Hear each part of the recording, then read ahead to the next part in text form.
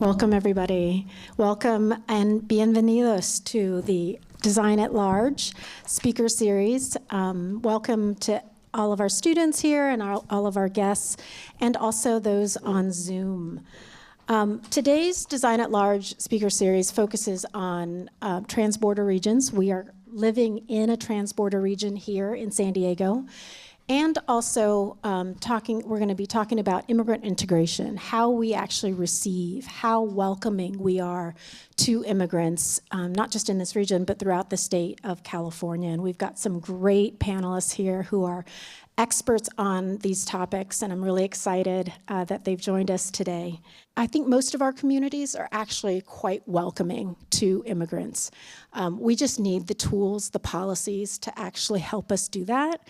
And so this national narrative of us being anti-immigrant is actually not probably the most common type of reaction to immigrants in our local communities. So with that, I'm going to turn it over to Karthik to tell us about the research that California 100 has been doing around this topic. Great. Thank you, Mai. And I started my work at PPIC looking at the integration side first. And in fact, Manuel, I think that was some of the early research that you noticed, right? To think about immigration policy is not just something at the national level, but at the local level as well. And to think about the kind of welcoming policies or the lack of welcoming policies in cities across California.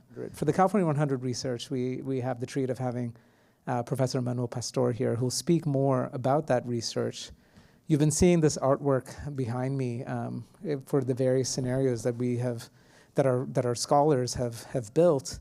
And essentially what Tai Lei and Manuel Pastor did was work with many experts in the immigration space, and these experts, most of them are not academic, they're the practitioners, to try to understand what are some plausible futures for California.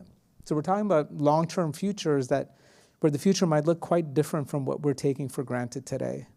And a couple of things they identified is a long-term future where there may not be that many immigrants coming to California, either because of the aging of the population or because of the kind of context in terms of affordability and lack of access to so many things that make it less desirable a place to be. And then there's also the warmth of welcome dimension, which Manuel and his team have been talking about for quite some time. This time around, Mai has been asking the first round of questions, but I get the privilege to do so today. So first, I'd like to introduce Ahilan Arulanantham. So Ahilan is a professor and co-director of the Center for Immigration Law and Policy at UCLA School of Law. He has successfully litigated a number of cases involving immigrant rights and has argued 3 times before the US Supreme Court, most recently in the fall of 21 on behalf of Americans of the Muslim faith who were targeted by the federal government for surveillance because of their religion in FBI v. Fazaga. Ahilan was senior counsel of the ACLU in Los Angeles, where he worked for nearly 20 years. And in 2016, Ahilan was named a MacArthur Foundation Fellow. So the first question I want to ask Ahilan is to set the stage a little bit, right, in terms of immigrant rights from the Bush years through the Biden years, and then to also talk about your own personal involvement when it comes to litigating on behalf of immigrant rights. And then finally, kind of thinking ahead, what are the kinds of policies California should be pushing the envelope on? Yeah, thank you very much for inviting me, Karthik. And it's a pleasure to be here and to be part of California 100.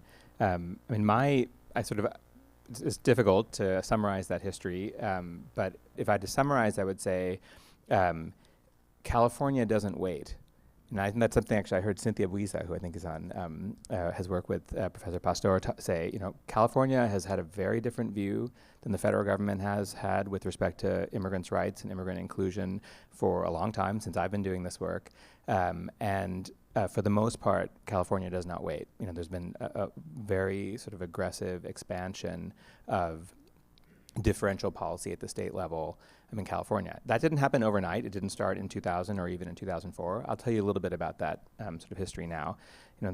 It's kind of hard to imagine, but if you think about it, George W. Bush, who was the president in 2000 and 2004, I mean, his position was he favored legalization of undocumented people, favored quote unquote amnesty, actually advocated for greater freedom of movement to some extent between the U.S. and other countries south of Mexico and other countries south of the border.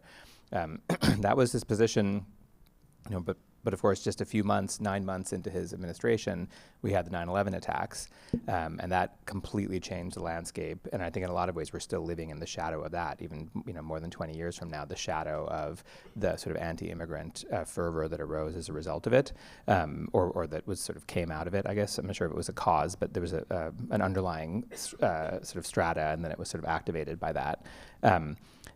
That made federal legislation more or less pro-immigrant legislation basically impossible. In fact, it was the opposite. You had the creation of the Department of Homeland Security. Even the Patriot Act had some provisions that were quite draconian in limited ways, but draconian with respect to immigration enforcement. And here's like sort of my first example. In California, and I should say, sorry, so the DREAM Act, the law that would grant a path to permanent residence for people brought here as youth who are undocumented, it was introduced for the first time in April of 2001, right? So 4 months into the Bush administration. But of course, after 9/11, it didn't have a prayer of passing at the federal level. But in October, I went back and looked this up, it's so interesting.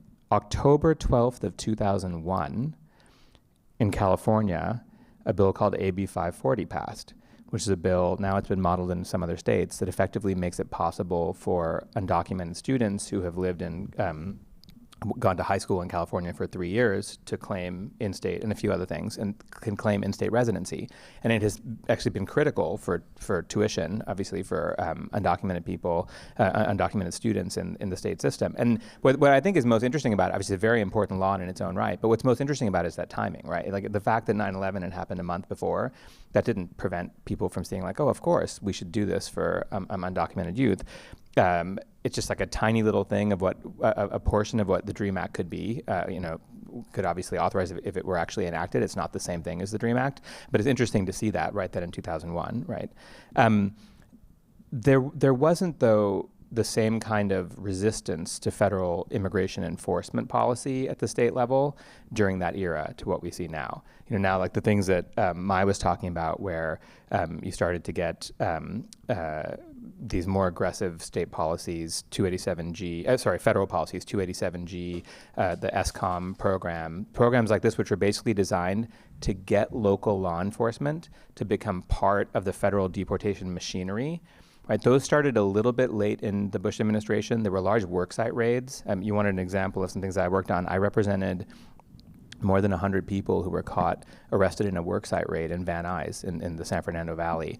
This is in February of 2008, very late in the Bush administration. It was amazing. People who had just been living and working in Southern California at a printer factory come to work one day, and ICE agents storm the place with heavy weapons. They think they're under some kind of like military takeover or something. The people all get arrested and sent to the detention centers in downtown LA. It means, kids that night are waiting for their mom to come pick them up from school, or for dad to pick them up from, soccer practice or whatever. They don't show up. The emergency contacts that called, if that person's not around, the kid gets sent to Child Protective Services. This happened to hundreds of people throughout the country, including right here in Southern California. And at that time, you didn't get, for example, the mayor condemning it, or the governor saying it won't happen, or a mobilization of state resources to counteract that. That wasn't, at that time, it wasn't the concept that the state might so actively resist federal deportation policy. It wasn't kind of in the zeitgeist kind of yet, But that changed.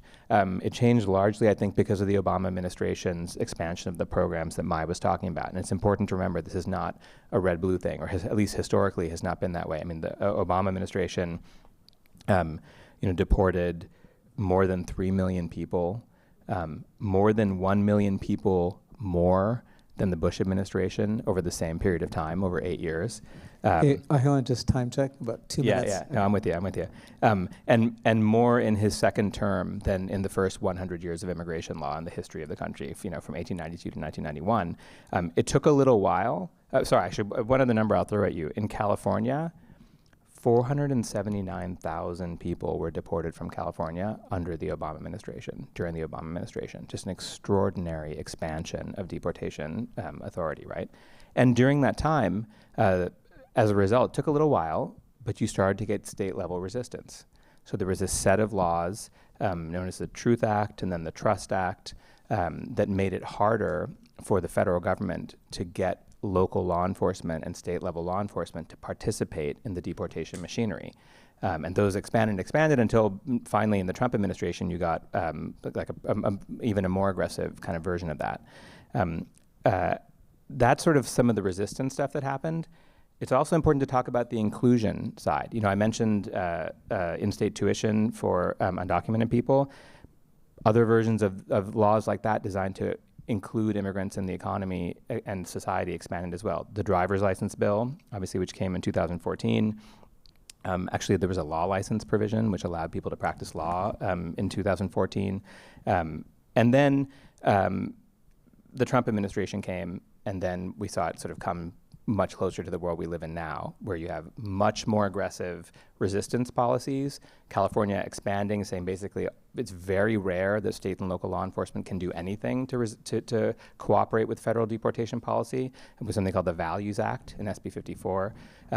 And similarly, you get greater inclusion measures, like they try and ban private detention. That's actually something that's still going through litigation. The attempt to expand health insurance for undocumented people, which is expanded to children and then to people age 26, it still hasn't gotten to sort of cover everyone, but it's on its way. And the deportation rate massively dropped, and that's actually the reason why the rate of people being deported during the Trump era in California is actually much lower than it was during the during the Obama administration. That's a product of that California resistance. So now I know I'm over time. The last thing I'll say, there's definitely more to be done with this. There's more resistance, still legislation to be done. The Vision Act is one which would expand, make it even harder for the federal government to get state and local government to participate in the deportation machinery. And there's more that can be done on the inclusion side. Employment is one that we're looking at, I know, something that me working under sort of the umbrella of California 100, something that we've been looking at a lot. More that can be done on healthcare and in other ways as well. Excellent. Thank you, Helen. And we'll come back in round two of questions on this. Next, we're joined by another commissioner, Cynthia Flores, who's a board member of the California Agricultural Labor Relations Board appointed by Governor Gavin Newsom. Cynthia was previously a staff attorney with the Coalition for Humane Immigration, CHIRLA, the largest immigrant rights organization in California, and I would say one of the largest in the country as well. Cynthia currently serves as vice president of the Latina Lawyers Bar Association. So Cynthia, can you say a bit more about your own personal journey? And I think it's safe to say you are not speaking as an official member of the ALRB right now. That is correct. It's very safe to say that. Yeah, and kind of what your what you think we should be thinking about long-term futures in terms of pushing the envelope on policy innovation in California. Wonderful. Also delighted to be here. Anytime I get down to UC San Diego or San Diego in general, it's always a good time. So I will start a little bit with kind of a personal background because it's really informed my decision making in terms of becoming an attorney and practicing direct services, specifically in the removal defense context. I was born and raised in Los Angeles to a single mom who fled El Salvador in the mid-1980s as a consequence of the Civil War, and really thinking about providing a better life for her children. And I'd like to say that she accomplished that, me being a lawyer. My sister's a PhD candidate at UCLA, brother's an engineer, other brother does IT. So shout out to my mom, as always. Importantly, I think what shaped my perspective on immigration was that it was something that I dealt with on the day-to-day basis. My mom was undocumented in the United States for over 30 years. My brother was also undocumented when he arrived at the age of 9.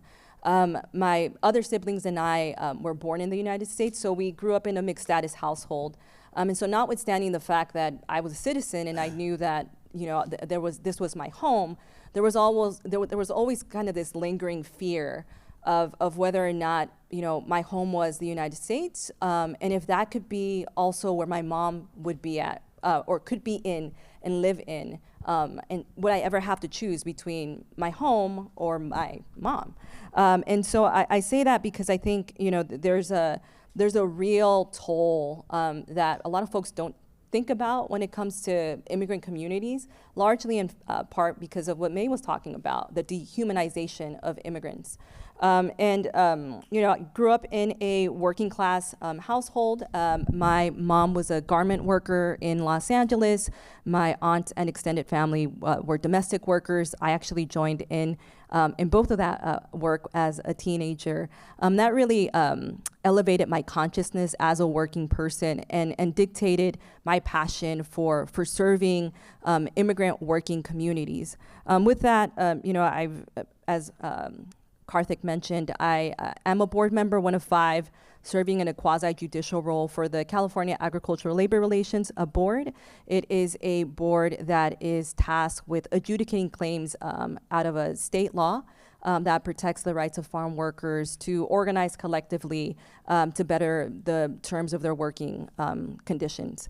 And within that work, it's one of the biggest takeaways for me has been that my background in immigration has been a great service for me to understand the population that we're tasked with helping essentially enforce their rights, which is a largely immigrant community. There's a diverse range of statuses, some undocumented, some on special temporary work visas called H-2As, some that are just have like a special visas to cross momentarily as like as day laborers. And so what that's really kind of brought to the forefront of my mind is thinking about how does, you know, state government not only provide the policies necessary to empower immigrant communities and integrate them, but also service them. And so, you know, thinking about how we are responsible to meet our charge to those folks, notwithstanding their immigration status. Also, as Karthik mentioned, I do have a background as a removal defense attorney. My work was primarily to represent individuals facing imminent deportation before immigration law judges, represented folks both in the detained, meaning that they were detained at immigration detention centers, and also non-detained, so folks that were either out on bond or had never been in immigration custody. And that work was also a very insightful time and period of my life. I actually decided to be a practicing attorney in the removal context in light of the shift in administration, particularly in 2017, when the Trump administration took effect. And was able to witness some of that very real backlash in immigration courts that had real life impact on clients. Things like prosecutorial discretion that from one day to the next didn't apply to individuals and really had them, folks that were not a priority to the previous administration become a priority to this administration, meaning folks that had been in the United States for a really long time, did not have a criminal record, et cetera. And that was an incredible shift in the immigration courts. I also did a lot of work in kind of contextualizing this kind of emerging thought about asylum and for whom asylum was actually readily available. Did some work at the Mexico-US border, doing intakes for asylum seekers or would-be asylum seekers in the United States, dealt with some of the draconian policies that had people wait their turn essentially out on the other side of the border that should have been processed or would have been processed on this side of the border. And also kind of reaching that consciousness, working with a lot of folks from the Northern Triangle, which is El Salvador, Guatemala, Honduras, and understanding that, you know, most of these folks are crossing not one, but 2 or 3 borders to even try to assert their claim of asylum in the United States. And so, again, for me, it's very important to kind of have that transborder consciousness, thinking about the cause and effect and how it really does impact folks, not just those immigrants that are, you know, attempting to come to the United States, but also those folks that, are like me, right? U.S. citizens that have families, that live in families that are mixed status. And in terms of, what we can do, I think, to push forward, in California, I think we're doing a very good job thinking about creative ways to fully integrate immigrant communities, not just in the sense of honoring their contributions, right, their financial contributions, intellectual contributions, but just recognizing the fact that they're human and they should have access to health care, right? And they should be able to have a secure housing opportunity for them and their family. And they should be able to seek unemployment benefits when they are laid off. And those things, I think, are just the tip of the iceberg. And I think we can think about more kind of civic engagement, participatory measures. But I think that's a conversation for another time. But those things. Well, maybe if not another time, at least in the second round of questions.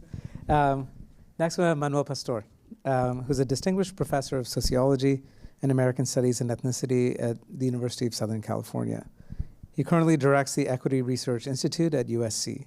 His research is generally focused on issues of the economic, environmental, and social conditions facing low-income urban communities and the social movement seeking to change those realities. He has a very extensive bio, bunch of books, just got elected to the Academy of American Arts and Sciences. Manuel, so great to have you here. If you can just say a bit more about the kind of research that your team did for California 100, thinking about those kind of some of these critical dimensions that will potentially shape our future. Thank you, Karthik. Thanks for mentioning that I just got elected to the American Academy of Arts and Sciences.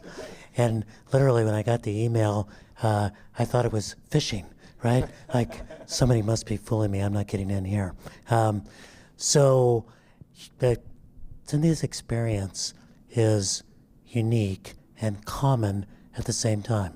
In the state of California, 14% of our population is either undocumented themselves or a U.S. citizen or a green card holder living with an undocumented family member. So this is a bigger issue, the status of mixed status families, than most people think. I'm going to talk a little bit about what we did in the California 100 report. Before I do, I always like to let audiences know that if my voice sounds kind of like soft or tired, like I'm a jazz player who smoked way too many cigarettes, that's not the story. I've got a voice condition called spasmodic dysphonia that, this is true, gets treated once a month with Botox, because that's how we treat everything in Los Angeles, and it tends to make your voice sort of soft. I want to do 40 years of California history in a minute and a half. It's important to realize that in the 1970s and the 1980s, fully half of all the immigrants coming into the United States were coming in through California. And so we had a huge immigrant shock, immigrant wave, which led to a reaction in the form of Proposition 187 in 1994 that sought to strip rights away from undocumented immigrants in the state. And that reaction, we often think of California with its progressive history. We forget what prompted that progressive history was a reaction to the xenophobia. Organizing by immigrants themselves, organizing by their allies, and a recognition that we needed to generate a very different kind of state. And it is the state which wound up with all of the policy moves that you were talking about. So that, I think, was the era of counterreaction. I think it's important to realize that right now we need to be in an era of recalibration. Often, when we think about the future, we imagine it's going to be a continuation of the past. So it's easy for us in California to think, oh, we're going to continue to have a lot of immigrants. But if you looked at the data just from today, the number of immigrants coming into California is half what it was just 3 years ago.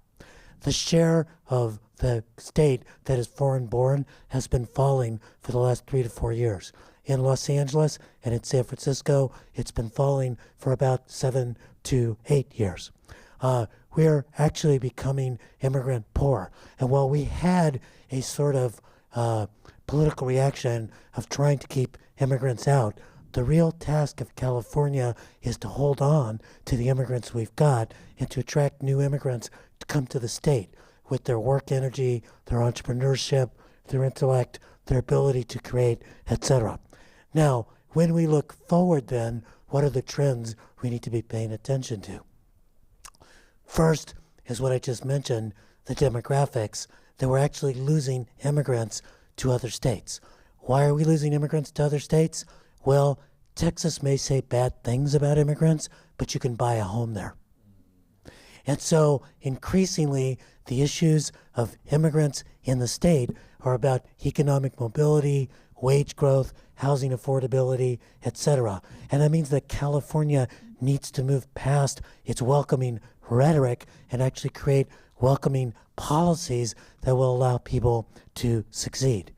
Second, we need to recognize in this changing demographic that we've got a very different set of immigrants who are coming. In 1980, I think it was, that we calculated, it was 1990, I'm sorry. Half of all the immigrants who'd arrived in the 2 years before 1990 were from Mexico. Do you know what the share of immigrants who arrived from Mexico is in the current period? 16%. So we now have a lot of immigrants coming from Asia, coming from Central America, etc. And it means a couple of different things. The biggest of which is that we've got a lot of immigrants who are arriving who are highly skilled and can place well into job markets. But we also have a lot of immigrants who are essentially refugees, particularly from the climate crises and violence crises that are forcing people out of Central America. What that means for a lot of immigrant rights organizers is, while they've often said, we need to welcome immigrants because they're going to contribute to our economy, we've got a lot of people arriving who are probably not going to contribute to our economy for 10, 15 years just because of the circumstances in which they're arriving, and they deserve to be treated as though they're worth something, not because of their economic contribution, but simply because they're human beings. Last piece of the trends that I want to point attention to is the aging of the state. Now, when I say the aging of the state, what you probably think, because you're thinking about the past, is white people getting older. And that's been, what's happened in our state, is that we've got an older, whiter population, a younger population of color, often the kids of immigrants. Newsflash, Latinos and Asians, every year, they also get 1 year older. And if you look at the demographic projections for the state, the median age of the white population is actually going to fall over the next 30 years. You know who's going to get older? Latinos and Asians and African Americans. Latino median age is going to increase from about 29 to 43 between the current period and 2060. For Asians, it's going to go from about 48 to about 52 over the same period of time. And unless we address the racial wealth gap facing those communities, we're going to have an older population without the resources to thrive. Those are the challenges facing California. Karthik is looking at me, and I'm so good that when the next question comes, I can sneak in the rest of what I was about to say. Thank you so much, Manuel. And thank you and to Ty for just amazing work as part of California 100. Finally, we have Gustavo de la Fuente. He's the Executive Director of Smart Border Coalition.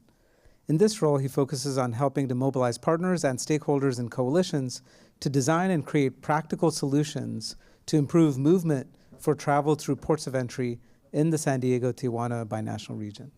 So the question to tee it up is, how can civil society become more involved? We've talked a lot about federal government and state government actors, but how can civil society become more involved in strengthening the binational relationship?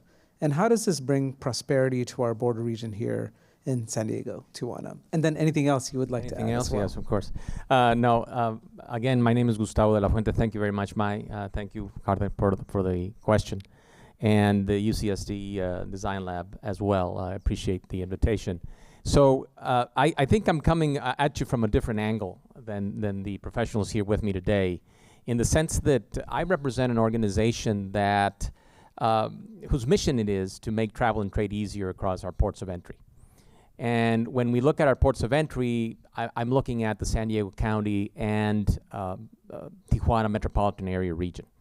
Okay, so I'm speaking to you from that perspective today, and I've been at the helm of this organization for the last 6 years or so. So I get to see different situations, of course, at the border. The border is a very complex thing, but we get to talk to and discuss a lot of affairs that have to do with eligible travelers. Okay, and so-called eligible travelers, right? People who cross the border every day for work, for family, for entertainment, what have you. Many different things happening there. But in terms of what this nonprofit work does, and the sort of the challenges ahead for different organizations like ours, picture something before I start really answering that question, which is every day, just in this region, we have around 140,000 people who come from the Mexican side of the border to the U.S. side of the border. Most of those people are coming here to work. Of course, some of them are students, and some of them are families trying to get in touch with other families, or maybe somebody trying to start a business of some sort. But you're looking at upwards of 100,000 people who live on the Mexican side of the border. Many of them are U.S. citizens. Many of them are green card holders. And they work in San Diego, and they subsidize the San Diego economy every single day of the week, at least Monday through Friday. And it is a very interesting group of people, because when you look at what is really happening at the border is you have all these thousands of people waiting in line 2 to 3 hours every single day to cross the border. It's unconscionable that we're actually allowing this to happen. And to answer a bit of your question is that part of the issues that I see with bilateral or binational organizations like the Smart Border Coalition is that we're a small organization. I mean, we are small, but we have some very civically minded and very successful business people on our boards. Okay, so we have people like Marion Walshock, represents the UC system here. We have individuals like Malin Burnham, who's been at the civic leadership for many decades now. And then we have organizations like Taylor Guitars and Kyocera Electronics and Caterpillar, who are on our board. But we also have, and this is the kind of the interesting part about the coalition, is that we have Mexican businesses and Mexican nationals on that board, and we try to keep that balance between those two groups. And they're friends. At the end of the day, this is a group that we'd like to be around each other, and we discuss border issues. How do we make the border smarter? How do we make it more efficient for people to cross that border, especially if you're talking about eligible travelers? Now, obviously, a lot of things get in the way here, and one of those things that gets in the way is that we're still, even though we have these well-known people on our board, we're a small organization when it comes to staffing, when it comes to resources to make things happen. And a lot of what happens with our organization happens with many others. So one of the things that we look for is how do we create a stronger platform for these organizations to talk to each other and to actually begin to advocate and really put stakes in the ground as far as these populations that cross the border is concerned. And we don't, just give you an example, we don't have at our port of entry a green policy. Why don't we have a green policy at the ports of entry? Why do we have to breathe 452 tons of CO2 every day on that border? Why is that? So those are things that sometimes we ask ourselves, okay, where's the social justice? Where's the equity? Where's the environmental perspective on this? Where's CARB on this? Where's Cal EPA? So those are the kinds of things that we ask ourselves, and I think partly it's because we're too many small groups working at this. I think also that in terms of working with governments, we need to create this idea of the smart border, and the smart border isn't just about making ports more efficient. It's a lot about, okay, how we make trade more efficient, how do we make families connecting more efficient, how do we work with the technology community to use some of these available technologies today, like we see here at UCSD and through the research that you do. Why don't we apply some of that at our border and make it more intelligent, right? More smarter. Also, I think that one of the things that we don't have at this border, and which I think would help us, and it would help pretty much all borders, is that we have not developed the concept of what transborder leadership is. So what happens is they throw us into the pool, right? And you got to swim. I was not involved in this kind of work before. I'm coming from private enterprise in Mexico and in the United States, and all of a sudden I'm thrown into the pool, and I'm saying, how does this happen? And there isn't any training for it. There are courses out there. There's other universities here in town who provide some of this, but there's not really, we don't have a toolbox to create these transnational leaders. And I think we need that. I think we need that, especially for young people to get involved in this conversation. Let me just add a few more things, and one of them is the perception that we have, and opening up a very purposeful dialogue with media. The media demonizes the border. The border is chaotic. The border is violent. Don't go there. There's nothing going on. We think it's a land of opportunity, to tell the truth. I think but that's something that the dialogue between some of the groups like ours and we have to have those dialogues with organizations like the Union Tribune and others.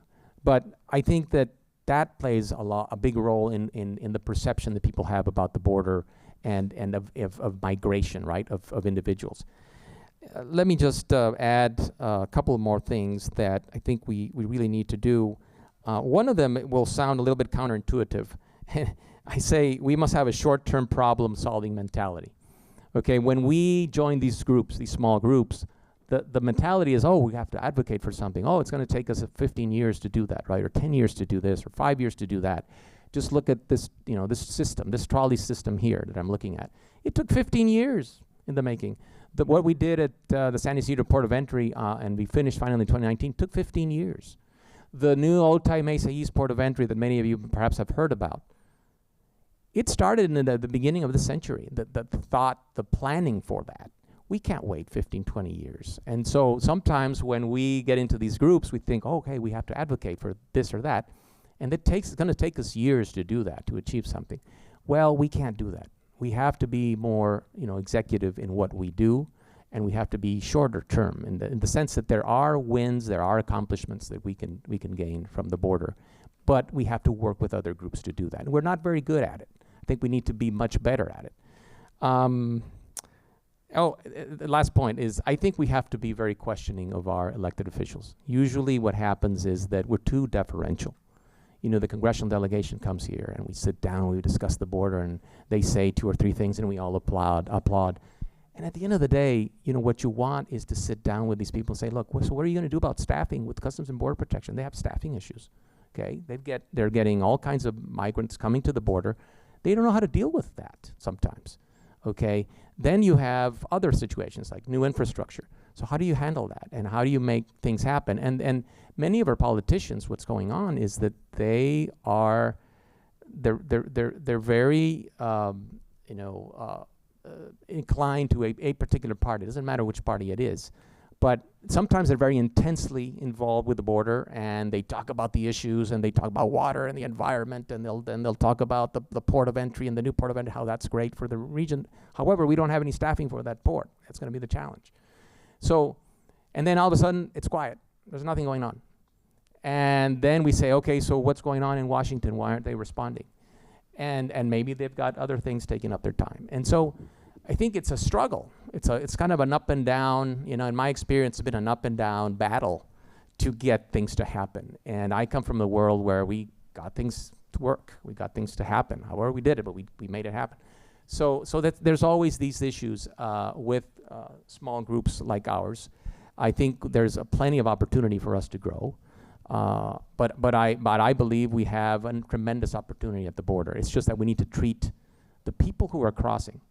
And by the way, 80% of the people who cross every day, pretty much every day, they're known travelers. These are not people that you have to process and spend a minute in line, the officer actually talking to them. These are people who we know who they are. I mean, the Customs and Border Protection knows who these people are. Now, we have another issue with people going south. Yeah. right? Those people returning. Gustavo, thank you. I'm gonna Thank you, Beth. have you pause I there. went over, but that was my last point. That's okay. So, 1994 was a very momentous year, right? Prop 187, and also O.J. Simpson's Bronco chase. I mean, that's kind of emblazoned in my mind. I wanted to talk about what Manuel said, which is welcoming policies. We need to have more welcoming policies because our demographics are changing. There are fewer immigrants staying in California. We actually lost population in California for the first time, right? These last few years. And, there's the typical policies like affordable housing and higher wages. But Cynthia and I were talking about giving rights to undocumented immigrants that we haven't given them rights to, things like voting, for example, voting rights. So if you think about if we think outside of the box or think about new ways in which we can make this state more welcoming, what would that look like? How could you reimagine how we could make this state more welcoming so that immigrants do stay here and they thrive and they benefit from being a California citizen? I'm just opening it up to everybody, and then I'll open it up to the audience to ask questions. So I think you suggested something very important. That's certainly something Karthik has been thinking about, which is what's this version of state citizenship and being able to access stuff. I did want to say that I think this is also necessary. In the California 100 report, we offer 4 scenarios, but the 2 most relevant to this discussion are, 1, all talk, no action, which is that California can have a very welcoming rhetoric, but actually not do anything like fix the border or provide health care or et cetera. And then another scenario we had is California for all, which would involve some of these policies and also involve waking up about a very particular thing I want to make sure we plant in the audience's mind, which is to understand that in our modern economy, behind every software engineer is an army of nannies and food service workers and gardeners, and the part of the state that has the highest share of people who are undocumented is the Silicon Valley. Because we can't run an economy without taking care of our farm workers and our food service workers and our domestic cleaners and everything else. So I would argue that one of the things we need to do is to wake up to that economic reality. The other thing I would argue that we need to do immediately is the number of undocumented folks in the state, it's about 2.2 to 2.4 million, is matched by the number of people who are eligible to naturalize who have not yet naturalized. Naturalize those people and you create the political force to make sure that we get to state citizenship. Yeah, no. Hello, there we go. So picking up on our conversation, I think we are doing a decent job, as I mentioned previously, of honoring and recognizing the financial economic contributions that some immigrants, most immigrants are making in our society. In our state, definitely, by enabling at least conversations about how do we get them access to the infrastructure of civil society, which is social services, right? We're all people and we should be treated with that dignity. But beyond that, I think there needs to be almost like a correlation, right? I think, Manuel, you spoke about, you could buy a home in Texas, right? And what does home ownership mean to folks? It means you're planting your roots, right? You are invested in it. And I'm also a little bit in politics.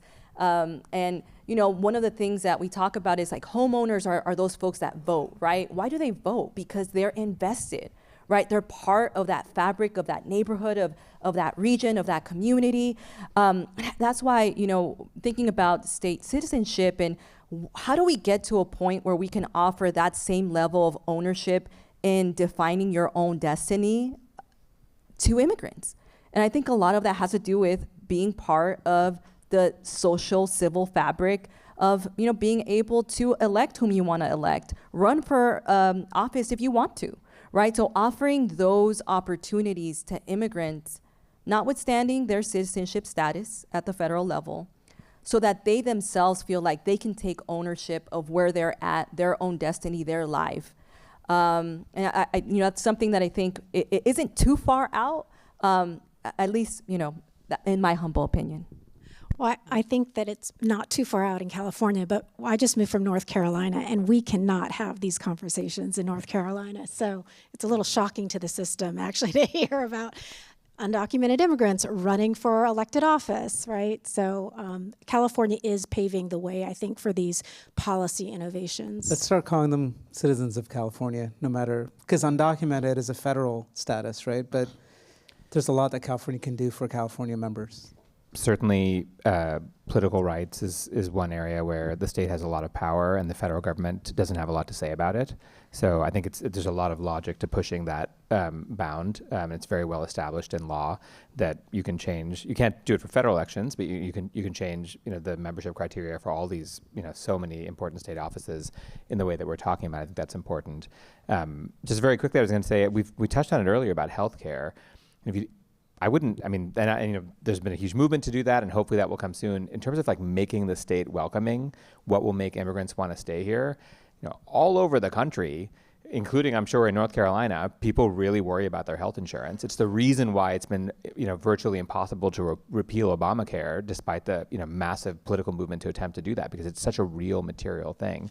So that's something we're on the cusp of doing in the state. It's like very close politically and requires sort of a little push to get there. But I think that's a extremely important one. Creating universal health insurance for undocumented people in the state. Hi, I have a question for Gustavo. I was wondering, how do you see the improvement of the legal crossing process as playing into this narrative that, by extension, there are crossings that shouldn't happen or that are illegal? And how much more effective is this work in rejecting the advancement of anti-immigrant machinery compared to doing work for advocating for demilitarizing the border or denouncing various smart border movements that make the border crossings more dangerous for people and result in more undocumented people dying when they cross the border? But so you first asked me about legal versus not legal or illegal crossings. Let me just take that. I was wondering if you could maybe speculate on how much this work of making the official crossing process plays into this narrative that, by extension, there are crossings that shouldn't be legal, and that, so that was one question. And I was wondering if you could compare this work in, this a movement to make California more welcoming to immigrants, and compare that work to maybe a work of advocating for demilitarizing the border and maybe kind of advocating against smart border tech in parts that are not official entry points. Okay, so I'm going to try to answer that. There's a lot of nuances and questions there. As far as the legal, and it's, first of all, I would say it's very satisfying to be able to help people, in their journey across the border. And I will say that in terms of, and maybe this plays out a little bit in terms of the welcoming aspect of California we were just talking about. When you fly from London to, I don't know, LA, when you get to the line, right, and you get to the officer, usually somebody's going to tell you, welcome to the United States, right? Well, that same experience does not happen for the most part here. Yes, you are a documented individual, but your experience, your journey in terms of traveling across the border is not the same. You're treated differently. Usually you are. I mean, there are, and so a lot of this aspect is, what does the whole experience look like for a traveler, right? For a documented individual. Very different from, of course, somebody who needs to get to the border as an asylum seeker, is perhaps not even going to go through the typical ports, will go through some of the breaches along the line, or maybe there's places where there's no fencing.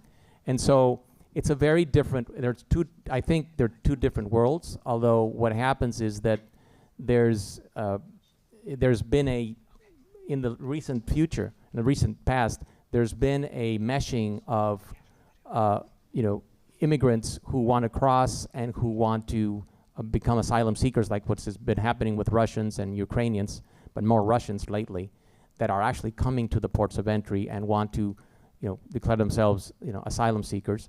And, that's always been an issue because, the authorities there, it's difficult for them to, handle all this, to manage these people. So a lot of it, this is, if you look at it in terms of management, it's border management, what it is. And I think there's plenty of opportunities there. So I think there's a lot to do in that space of legal travel or documented travel through our ports of entry. There's many areas of opportunities there, areas of opportunity in terms of how we manage that, I would say. And in terms of, you mentioned about maybe creating a demilitarized zone out of the border, or maybe not using sort of intrusive technology for individuals crossing.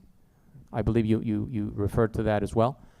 I think that the way that we're viewing that border needs to change. What we do, generally speaking, is we view the border as a point on the map, and it's a very small point on that map where people get across. And our concept of the port should not be that. The concept of the port should be much, the line must be drawn way, way back, because many people make their lives out of the border, right? They go to the border, they're around the border, but we tend to create a pressure point, a very, very intense pressure point at each port of entry. And it's a very small space on the map. But if we were to take that periphery, that border line, and go beyond and take it back some miles or a good number of miles, then you'd look at the border very differently in terms of who's traveling. I think it's important to realize that California needs to get this right. A quarter of our state is immigrant. About a third of our labor force is foreign-born. Half of our children have at least one immigrant parent. We have the most settled immigrant population in terms of years in country of any state in the United States.